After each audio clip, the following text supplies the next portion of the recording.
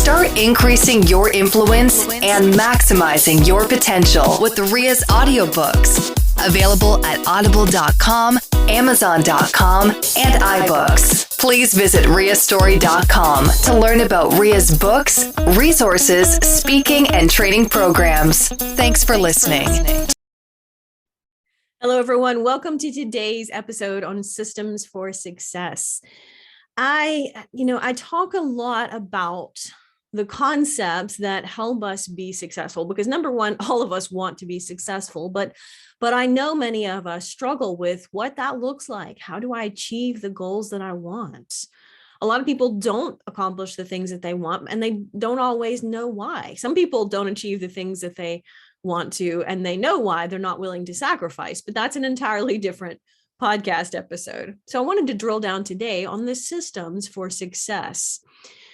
This really came to me. I was running in a group run a few weeks ago, and one of my training runs, but this was a little bit slower paced run with the group. And so we naturally have great conversations as we're running, anytime there's a group of us. And someone was talking about how do you get motivated to train? We were specifically talking about marathon training, but just in general, how do you get motivated to get out and go run? And it's not always fun. And sometimes it's cold and sometimes it's raining. And when I really stopped to think about it, it's not about getting motivated for running or anything else.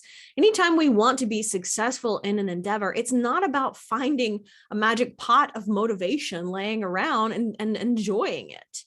It's about setting yourself up for success with a system that's going to help you achieve that. This concept is similar, maybe, or it just reminds me of in the 4 Disciplines of Execution, the book. The authors talked about one of the important disciplines of execution, or for our purposes today, goal achieving, is working on the appropriate lead measures. And if you haven't understand that concept, or haven't heard that concept, or maybe haven't read the book, the authors talked about lag measures and lead measures and the difference between those. So using the example of weight, for example, if you step on the scale and the number on the scale is not what you want it to be, it's too late to do anything about it in that moment. It just is what it is. All the scale is doing is reporting back what the number is. It's too late to make a change.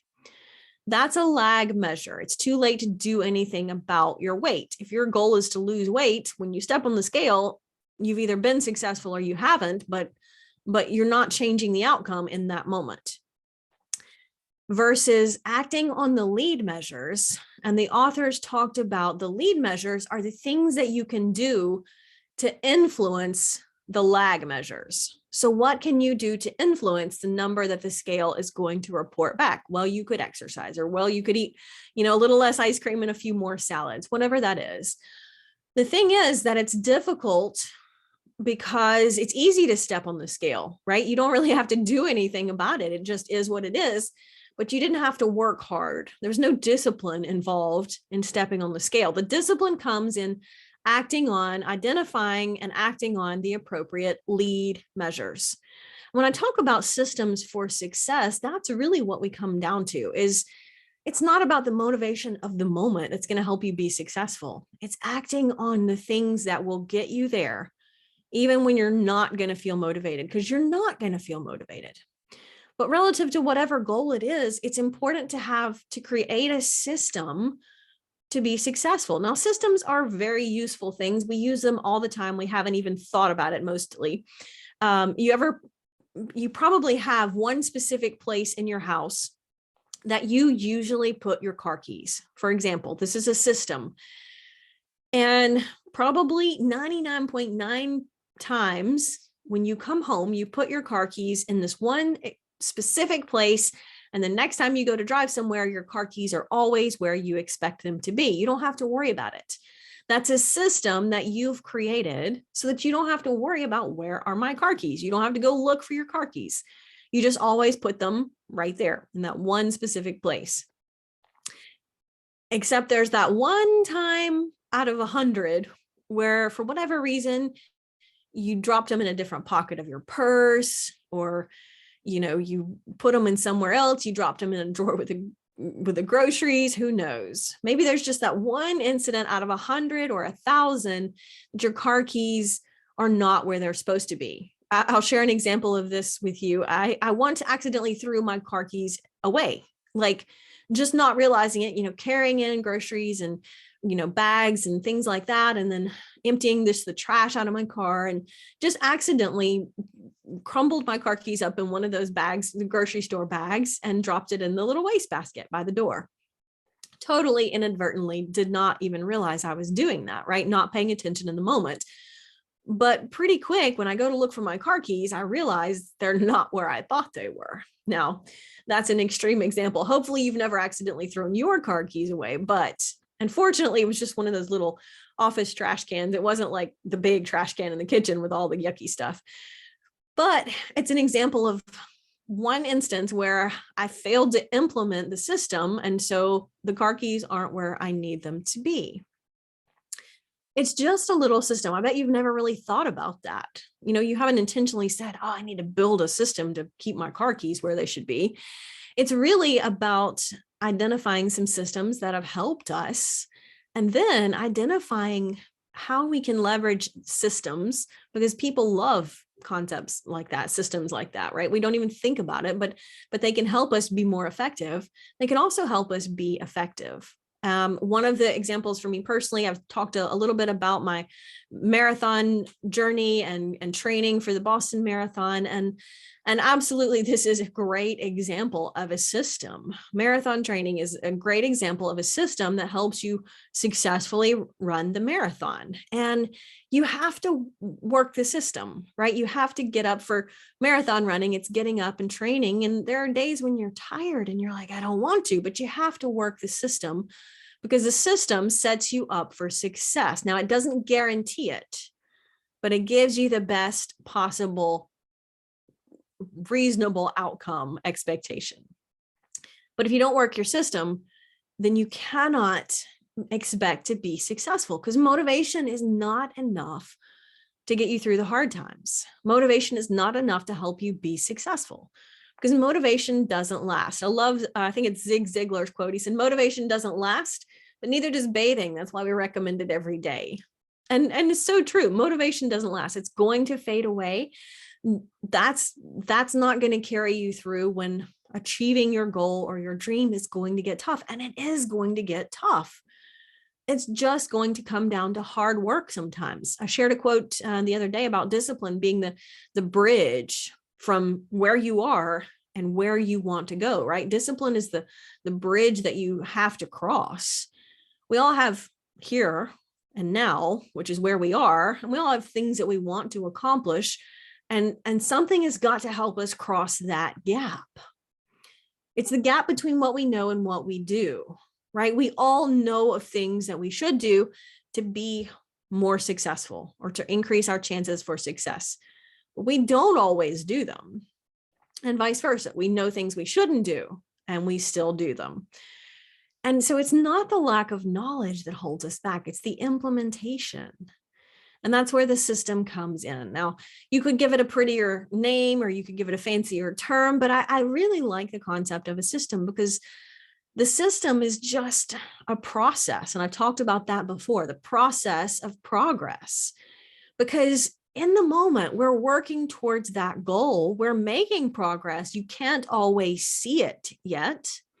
And that's when we get discouraged. That's when motivation falls away. If we're not seeing results immediately, many times we get frustrated, and so we give up, and we give up on ourselves and our dreams and our goals far too easily. It is so easy to just renegotiate those with ourselves and say, you know what, it's not really worth it. Well, if you're not willing to sacrifice for your goal, that's a whole different podcast, right? Then you need to do some serious soul searching into what your motivations are and why you aren't willing to sacrifice it. And if you aren't, then maybe you need to revisit whether that's really your goal, whether that's really your dream. Maybe it's somebody else's. And it's really coming down to that. And we could talk for all day on that topic and digging into that. But my point here is that when you have that, let's say it's, an example of a system is getting a college degree. If the dream job that you want requires a college degree, well, the system would be planning effectively, allotting time for studying to pass the exams that are going to get you those college credits so you can get the degree. So the system there is sitting down and going, when am I going to study and how am I going to make sure that I protect this time to study, right? What system is going to set me up for success relative to this long-term goal? And then implementing the system, because the system is the behaviors that are going to lead to the results that you want. There again, we're not always going to be 100% with our behaviors. We're not always going to be 100% with the systems, but the more behaviors that we have that we know will lead to success, the more often we implement those, then the easier it is to leverage those opportunities and to achieve that success. So the system really comes down to, it's the behaviors that are going to give us the outcomes that we want. And that's where the thought comes in. That's where the planning comes in. That's where the discipline comes in. Because a lot of times those behaviors, although they might serve us well long-term, they're not always the fun things in the moment. In fact, most of the time, they're not the fun things in the moment. At marathon training, there again, it's just a very relevant example to the season I'm in. And it has been cold this winter. There have been several mornings when it's cold and dark and raining. And that's not the fun in the moment thing that's going to help me be successful, but it is the thing that'll help me be successful to get out and go train, even if it is cold and dark and raining. So realizing that behavior is going to lead to the outcome I want, I've got to just be 100% committed to it. Now, I've said before, there's a difference in being interested in an outcome and committed to achieving that outcome. Definitely. I mean, we're talking worlds apart, 180 degrees. I can be interested in something, but not necessarily committed to working for it. And that's a huge gap. That's a gap that you have to be 100% committed to in order to cross, because it's not going to happen by accident. Nothing worth having happens by accident. I love the analogy of, if you're thinking of whatever it is that you want to achieve, or, whether it's relative to personal growth and maximizing your potential or maximizing your results, becoming the best version of you, whatever that means, it's sort of like building a grand cathedral, and every brick is an action, is a choice, is a behavior. And every big brick that you're laying, every choice that you're making is helping you get closer toward that big, beautiful cathedral. But it happens one brick at a time. Cathedral is built one brick at a time. I love to say potential is realized one choice at a time. Until next time.